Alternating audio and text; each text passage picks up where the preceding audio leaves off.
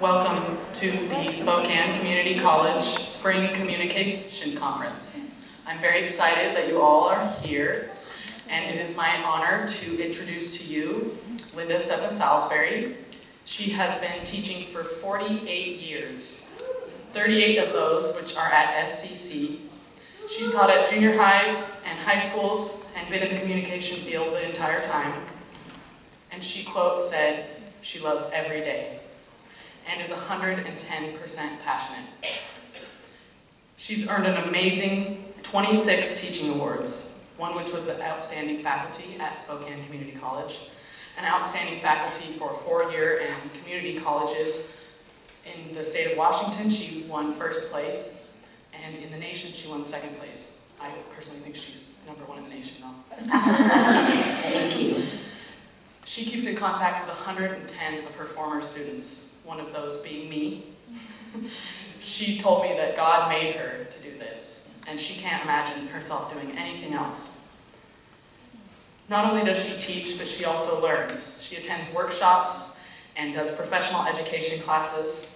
She develops her own curriculum. She's dynamic and adapting, and she told me that recently she spent hours and hours researching empathy so she could teach it in one of her classes. That's one of the things that I love about Linda, is that she's always learning. She lives what she teaches, and one of the things that she taught me is how to communicate your point of view. She told me that the missing ingredient in classrooms today is love. And 3 years ago, when I walked into Linda's classroom, I knew right away that that's what her classroom was filled with. Not only was her desks in a circle, which was different for me, and also she didn't make me buy this a book that just had one sentence change that cost $300, but she had food and coffee and open arms and a shoulder for me to cry on. So Linda, when I was lonely, you gave me a friend. When I was sad, you hugged me and told me that you loved me. When I was feeling defeated by what the world had said to me and how I felt in the negative things, you put me in front of a mirror and showed me what I truly am. And that's one of the things that I felt every single day in her classrooms, is the love that she radiates. And so I can't even begin to tell you how much impact she's had on me as a person. And if you've ever met Linda, you know right away when you meet her how wonderful she is. So without further ado, I want to introduce you the wonderful and radiant Linda Seppa-Salisbury.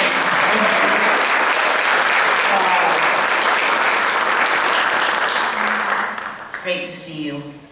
How many people saw Kyle this morning? Anybody in here? Okay. So one of the things he talks about is no excuses. And since we've been communicating with him, one of the things that all of us are more aware of is the excuses that we give ourselves and the things that we allow to happen. So, in honor of him and the challenge he's put forward, if you've known me or been in my class, you have never, ever seen me use a PowerPoint. And I would have gone out of teaching without using a PowerPoint if it wasn't for Kyle Maynard. Now, I may curse him at lunch, we'll see.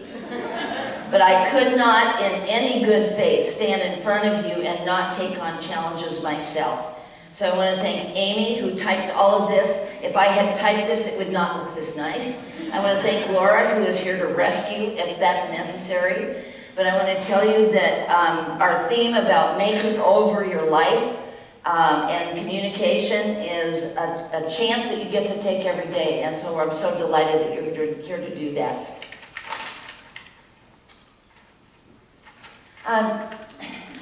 Specifically, I'm going to be talking about the 4 agreements. And if any of you are really, really interested in this, I bought you books. So if this is something that appeals to you, feel free to come on up and borrow one, take one, bring it back up to 239. But that may be something that's really exciting for you to do and to read about. I love makeovers, and I love the theme of this conference.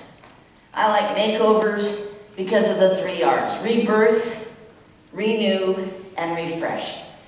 Now, if any of you live in Spokane, You know what it's like here in winter. There's not a green leaf any place, and the grass, you can't even see it, and there's all this sloggy stuff in our garden. And what happens in the spring is that things start to be reborn. And we're gardeners, and my beloved husband, excuse me, I have to kiss him here for a moment. Hi, honey. Always comes to these.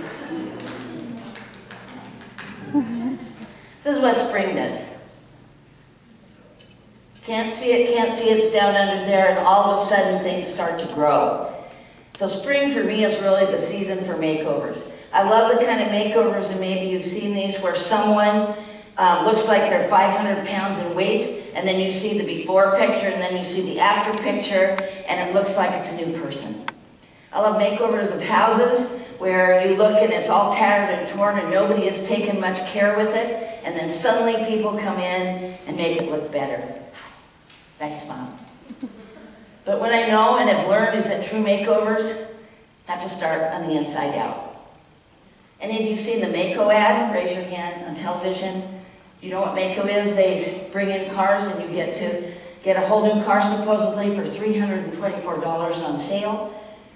But they don't do any of the work on the car. In other words, they just get it painted, and then pretty soon what happens to the paint? You tell me. Falls off. So makeovers that don't start on the inside, that's what happens. And I really truly believe that we all want a makeover. We want to make over our minds, and we want to make over of our hearts. This is so great. It's going very well. So, I'm going to do a little self-disclosure here. I did an interior makeover. It was 35 years ago, approximately. I was one, this is a phrase my students use, this is not for my generation, one big hot mess. And my life had crumbled. And the person you see here today wasn't around. And the marriage had ended, and my heart was shattered, and I was now a single mom, and I was working full-time, and I was going to school full-time. So I was getting a second master's degree. And I was absolutely desperate for a change. Just desperate. I was a perfect example of this quotation. Don't have a wishbone where your backbone needs to be. So some of you might want to write that quote down, put that on your mirror. If you're the kind of person that people walk on, and that you allow things to go on when it comes to conflict, and you don't take a stand for yourself, it's great to look at that and to say, am I operating with a backbone, or am I operating with a wishbone? Where I was is I'd lost my shout. Now, you may not know what a shout is, but if you read this book called Come Back and Beyond by Tim Story, you'll find out all about it. And the notion of a shout is that it is your positive life force energy that you have. As it says up here, it keeps you feeling alive and optimistic. From my perspective, it's your God-given spirit and your belief in yourself. But when you're filled with disappointment and discouragement and disillusionment, it gets turned down and turned off. So, would you raise your hand if in the last year you have had some disappointments and discouragements and found you lost energy? Most of the people in here. Well, I certainly had. And I have a pretty darn good shout. Seriously. But not then. What we know about research on conflict management is that children who grow up in an environment of love and support usually have a shout that's alive and well. And where many adults who live in toxic environments, do you know what I mean by a toxic environment where things are very negative, they lose their shout. It's almost as if the disillusionment and the discouragement just soaks it right out of you. So it makes a difference in how you do conflict management. Long-term disappointment and unresolved conflicts, according to Tim's story in this book, says they make you heartsick. And I was sick of heart. And when you're heartsick, that, according to him, in my own experience, tend to lose your shout. So what was my plan for regaining my life energy and repairing my heart? Pretty simple. 3 things for me. Started to believe that I was a miracle. So, I'm going to ask you to do something. This may seem very, very strange to you. Some of you may choose not to do it. But if you want to get your shout back, this is something that you can do. I want you to turn to someone next to you and say, I'm a miracle. Go for it. Now, that was really crummy. Say it like you mean it.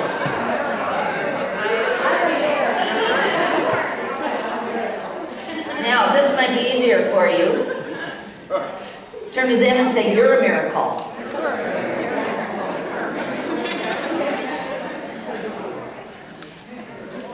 Now, you might say, what difference does that framework make? If you are disillusioned and discouraged, is it important for you to be able to say to yourself, there's something worthy in me, worthy of having a good life? And that's a miraculous thing to be alive. I have one of my dearest friends has stage 4 breast cancer. She's 47. Her name's Vicki Westra. She has 2 boys. Nolan's 14 and Colton is 12. And I'll tell you what, she sees life as a miracle. That's one of the gifts she gives to everybody who know her. So, not only did I start to believe that I was a miracle, again, I started to watch my defeated thoughts and my self-talk, and I replaced them. Now, you can see this self-talk we talk about in interpersonal communication, which we both teach. Do I have any former students in here who have had a class from me? Would you raise your hand? It's so good to see you. Some of you probably took interpersonal. And if we talk about self-talk, if you have defeated self-talk, well, you probably have a defeated self-fulfilling prophecy. Probably will. It'll turn out that way, just like Kyle Maynard said this morning. So I used words like, my comeback is right around the corner. I didn't know how far away that corner was.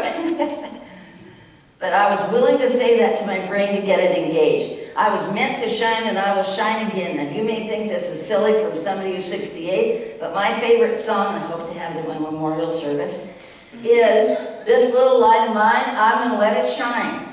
And sometimes when you're in the dark, is that really hard to do? Yes or no? Yes. I believe in myself, then I can resolve the problems in my life in positive ways. And the third big thing was to start to work on managing and resolving the conflicts in my life, because those unresolved conflicts and having no clue how to handle them and manage them held me back. Now, I am only going to give you a few little things this morning, but what I would suggest that you do, if you're interested in this, take a conflict management class here at SCC. It's life-changing. You can come see me in 239. I've got lots of material that I'd be willing to share, but start to work on managing things. So step 1 is I had to learn the basics about conflict management. So I'm going to go through these fairly quickly. My old perception of conflict, because of the family I grew up in, is somebody screaming and yelling and somebody is avoiding. Does that make sense? So I started to realize conflict's a difference in needs or values. You need one thing and I need something different. And if I approach it as there's a potentially positive outcome, I'm probably going to have a better outcome than if I come into it thinking the whole world's going to end if you and I have a conflict. Who taught me that is this handsome gentleman up here by the name of Bert Salisbury. When we were dating, we had a conflict. And I was like, okay, I wasn't even going to date anyway ever again, ever in my whole life, so I'm taking a risk to do this.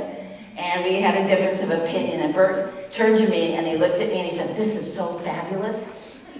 We're going to learn so much about each other. We're going to be closer when this is all over. And I looked at him and I thought, he is nuts.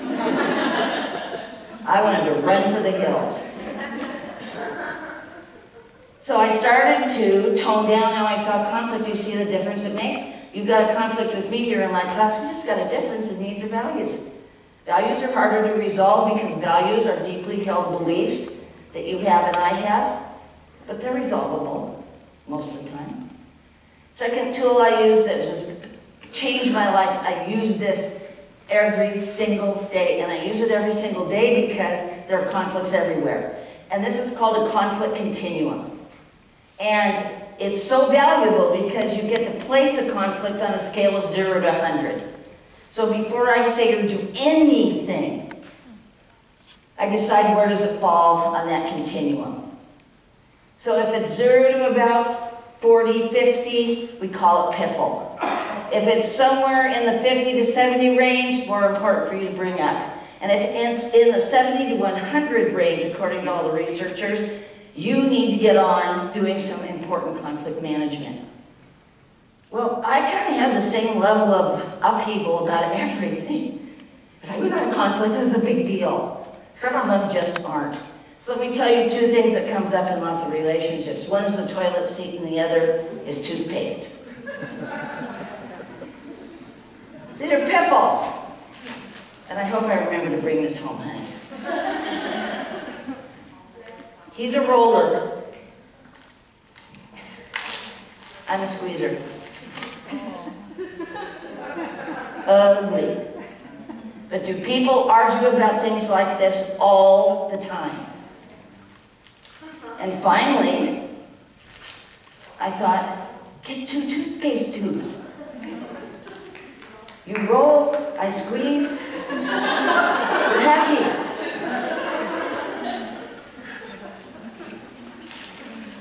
When something is in a 70 to 100, I go to these 2 people and I get their advice because I'm more emotional than probably both of them put together. Is that fair? Yes. And I don't open my mouth until I say, where would you put it on that continuum? And almost always it's further down than where I have it. Next thing I learned about is conflict is everywhere.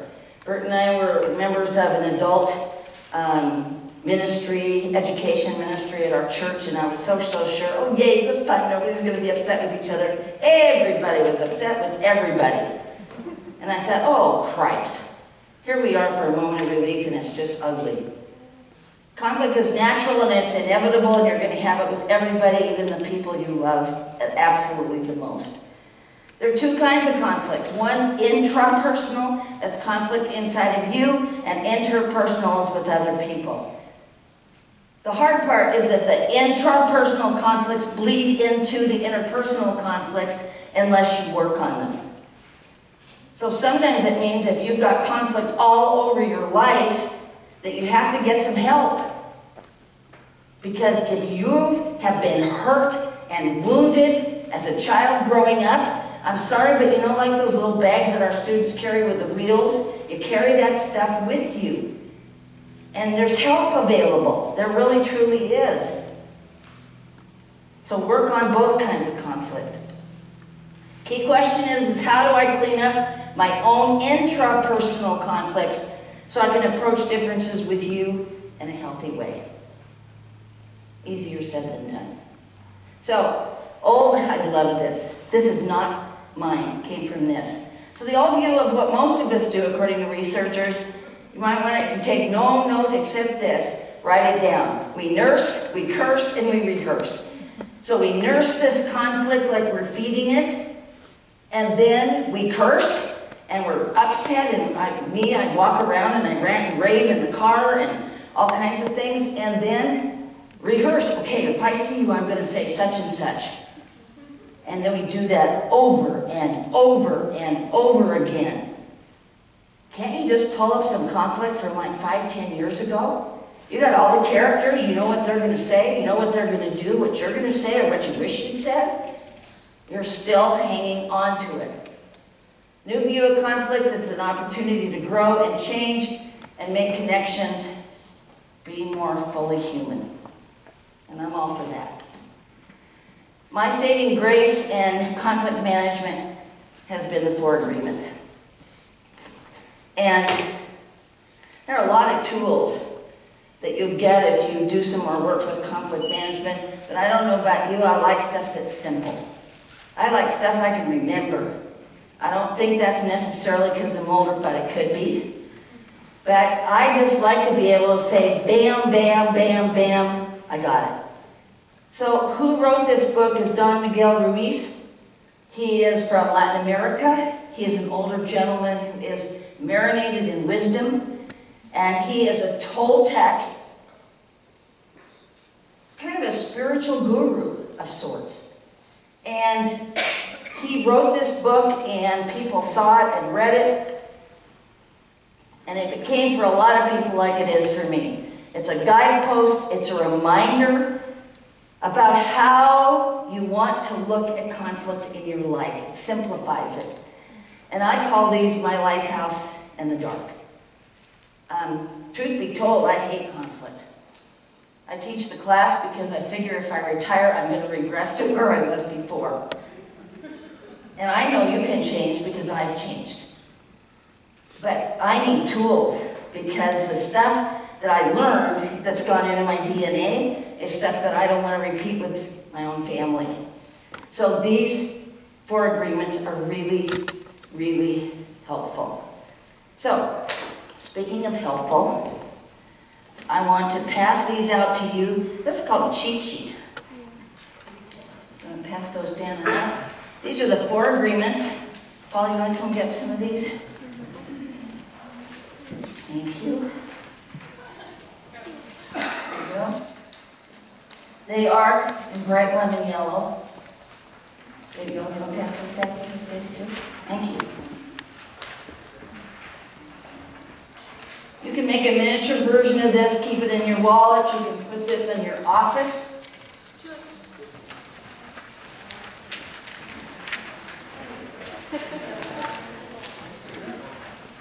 So you can kind of read along with me.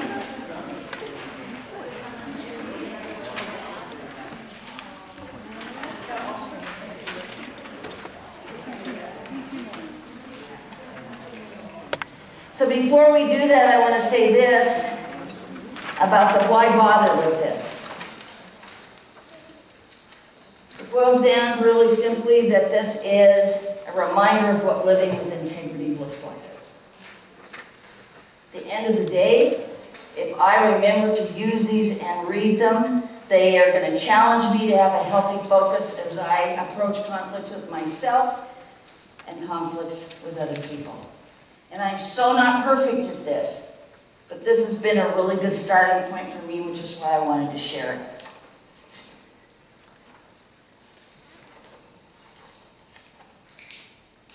According to Don Miguel Ruiz, the most important one is the first one.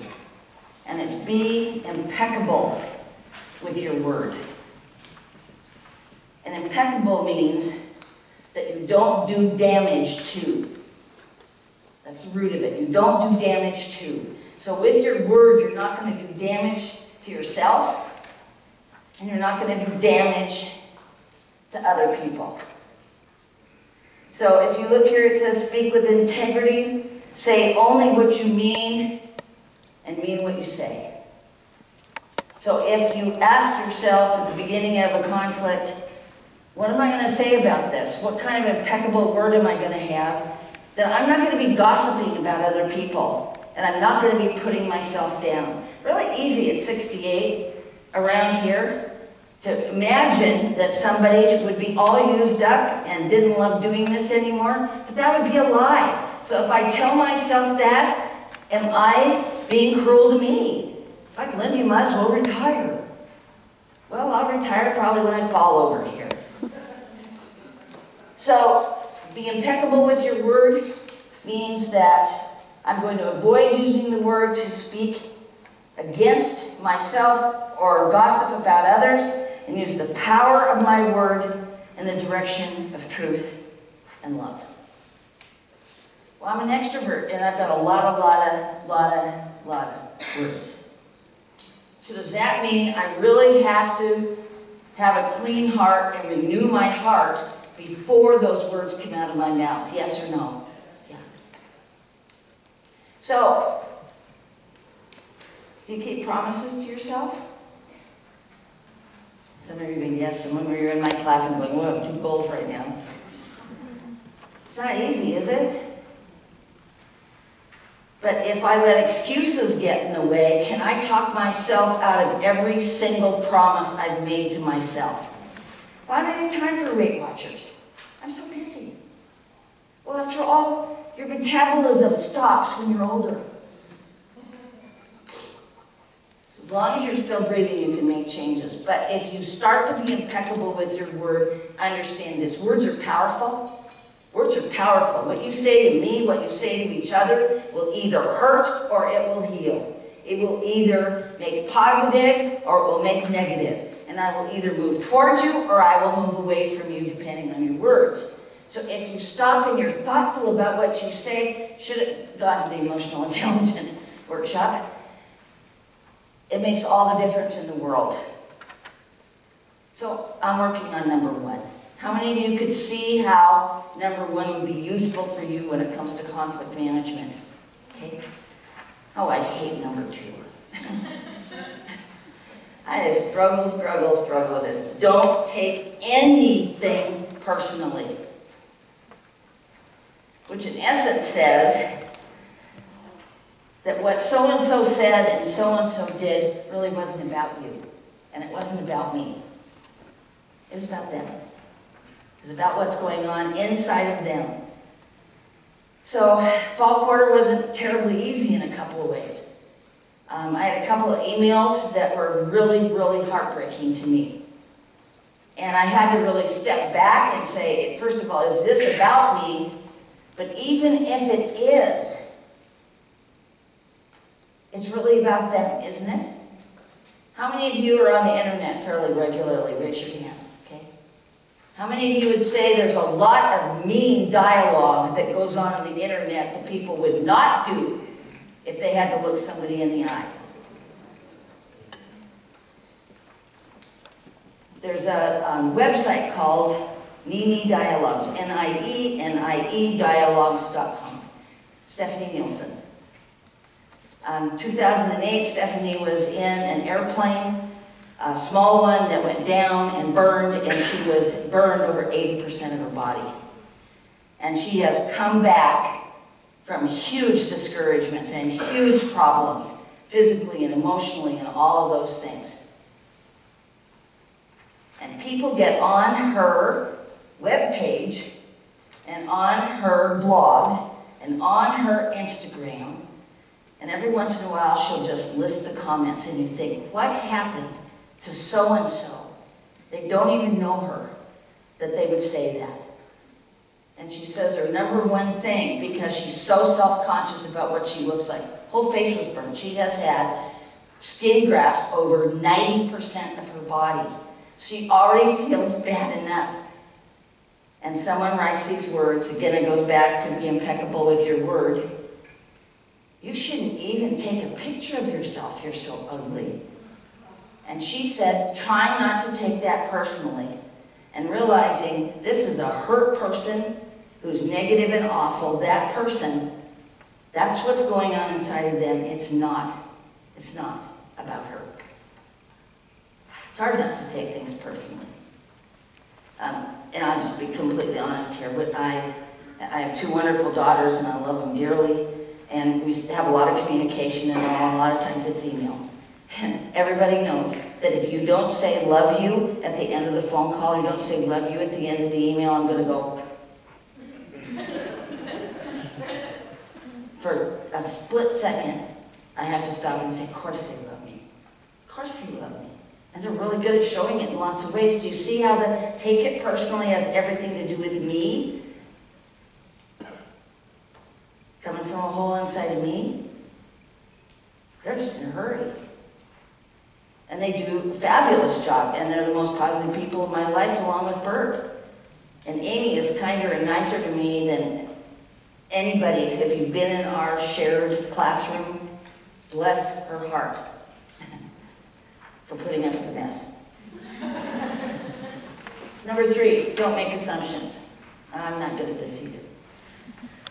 Find the courage to ask questions instead of, well, you did this, Laura, and so I assume that this is what this means, that you did this, and I have a whole story concocted. Raise your hand if you've done that at some point in the last year. So it takes a great amount of courage to go to someone and say, here's what happened. This is a conflict management tool. It's called an iMessage. When you said or did this, here's the effect it had on me. Here's how I felt about it. And I'm wondering what was going on when you said that. And most times, it had nothing to do with you.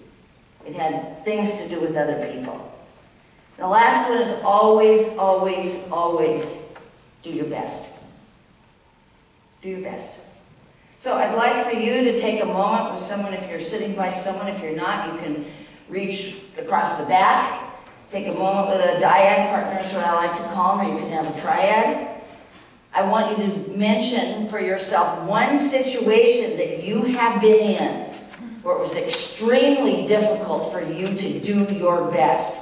It might have been a health issue, it might have been a family issue, you're in school, you're trying to study, you're trying to do your tests, but something came along where it was really, really difficult for you to do that.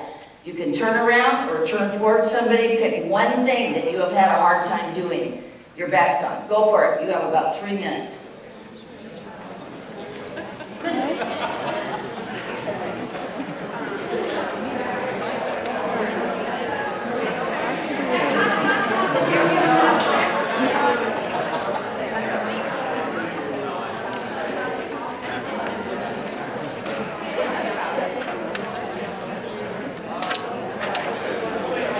I'll get it later.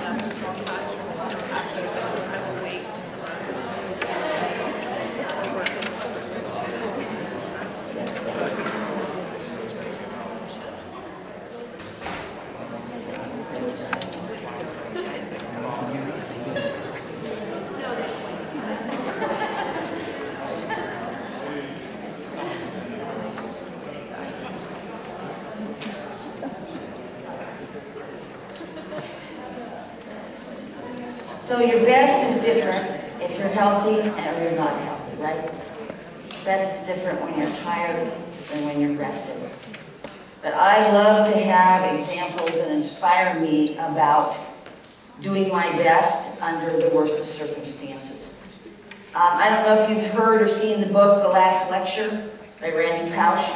Randy was a professor at Carnegie Mellon, having just the time of his life, married to his soulmate, the woman of his dreams, had these darling children, and bam, pancreatic cancer. He's given just months to live.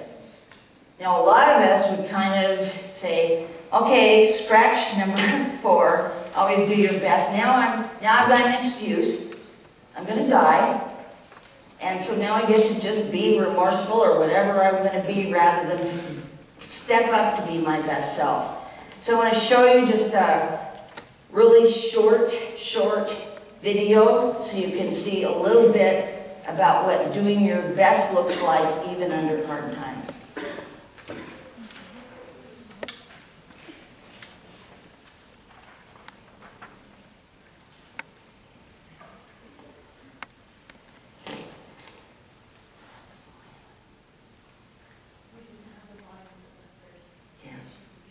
I don't know. Is the volume up there, Gordon? One moment. Do you want to go back for just a second? Let's see if we can get it.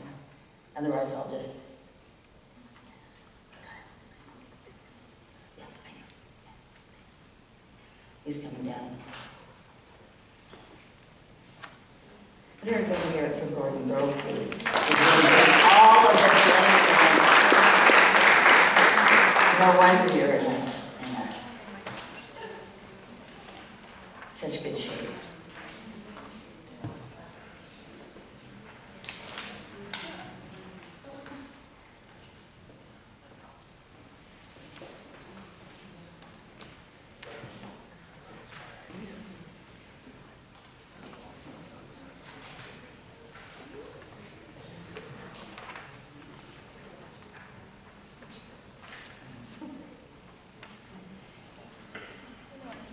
Nice. Should be working. Yeah.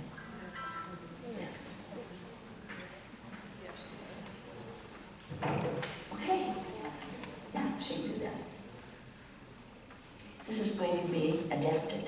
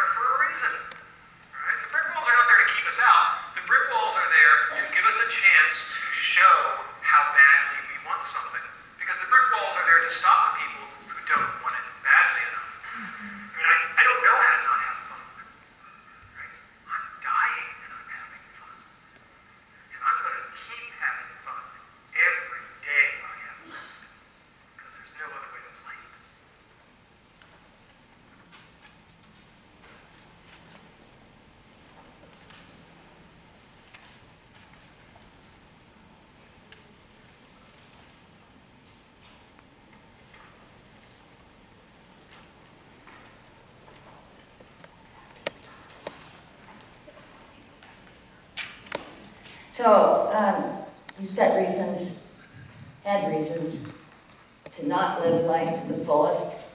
He did his last lecture at Carnegie Mellon. He got on a stage and he did one-armed push-ups. And he used all the time that he had to, as it says right here in number 4, always do your best. He was the best husband he could be. He was the best father he could be. He was the best friend he could be under those circumstances. So when it's all said and done, were people really glad to have known him? He really lived these 4 agreements. So I want to finish by just saying this. It's a challenge to you and it's a challenge to me that when you get discouraged and you lose your shout, you may have not even had a word for it until today. When you feel sad and disappointed and discounted, and when you feel like a doormat and there's a welcome sign on you for people to walk on, when you feel overwhelmed by conflicts that you have and all the differences that are around you, and when you nurse and you curse and you rehearse all these conflicts, and when you are tired and you want a makeover of how you do conflict, read the 4 Agreements by Don Miguel Ruiz. Make copies like this, put them where you can see them. Take conflict management here at SCC. Find role models for people who do conflict well. And that's a great way to start a conflict management makeover. And thank you so much for being here today. Here's to you.